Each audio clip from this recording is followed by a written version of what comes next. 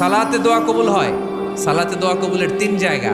একটা হচ্ছে তাকবীরে তাহরিমার পরে আমরা সানা পড়ি না, আমরা তো একটা পড়ি, আল্লাহর হাবিব সুন্নাহ এবং নফল নামাজে আরো পড়তেন সানা, ওই দোয়া কবুল হয়। দুই নম্বর জায়গা সালাতে সেজদায় পড়ে দোয়া করলে কবুল হয়।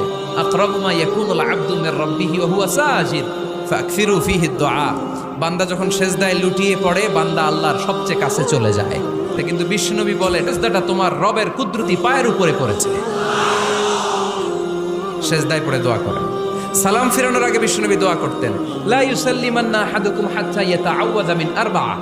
আল্লাহর হাবিব বললেন, চার জিনিস থেকে পানাহ না আছে আমার কোন উম্মত যেন সালাম না ফিরায়। তারা যেন পড়ে, আল্লাহুম্মা ইন্নী আউযু বিকা মিন আযাবিল কবর, আউযু বিকা মিন আযাবি জাহান্নাম, আউযু বিকা মিন ফিতনাতিল মাহইয়া ওয়াল মামাত, আউযু বিকা মিন ফিতনাতিল মাসিহিদ দাজ্জাল। আল্লাহ কবরের আযাব থেকে বাঁচাও, আল্লাহ জাহান্নামের আগুন থেকে বাঁচাও, আল্লাহ জীবন